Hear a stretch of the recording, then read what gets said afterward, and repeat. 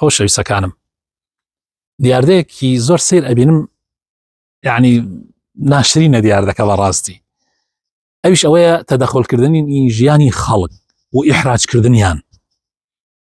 جاری وا هەیە کچکوڕێک کچەکە یان کوڕەکە یعنی لە حاڵەتی ئەوەیە کە زەواج بکاو ئەوانە جارێکان زەواجیان نەکردووە یەشتان مارە نەبڕاون هەلەی سۆباسە واکرێ مناڵەکەی بەیانی مناڵێکیان بێ ئاوا مناڵێکتان بێت تاوەکو ئەمەم بۆ بکەن ئەمە زۆر جار لەلایەن دایک و باوکی هەردوو لاوە ڕۆدا زۆر جار کەی بێ مناڵێکتان بێ با پەلەی لێ بکەین بەشک و مناڵێکیان بێ بەشک و زوو مناڵێکیان بێ یەکی ئەڵێ ئەسڵەن یعنی ئەو کچکوڕ مناڵیان نەبێ یعنی بۆ ئەو خەڵکە ئیحراجەکرێ یا ژنی هێناوە جارێکان دوو سێ مانگە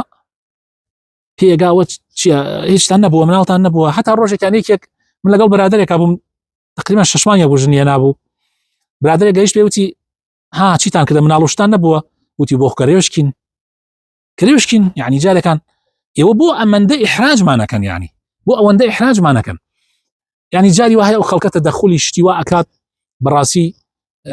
يعني هەڵەیە لە ڕاستیە پێغەمبەری خوا صلی الله علیه وسلم حدیثێک لەو بارەیەوە ئەفەرمێ هەمومان ئیسفادەی لێ بکەین ئەگەر جێبەجێ بکەین ئەفەرمێ من حسن ئیسلام المرء تركه ما لا يعنيه ئەفەرمێ لە جوانی دینداریەتی و ئیسلامەتی هەر کەسێک لە ئێمە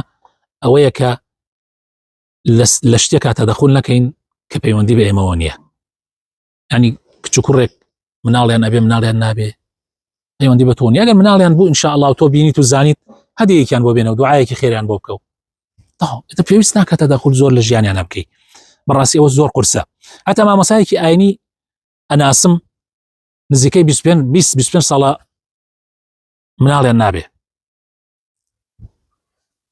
ئەیوت من خۆم و خێزانیشم ڕازین بەو حاڵێکە هاینتیایە لە دڵیشەوە ڕازین بەس خەڵک نامان تێڵێ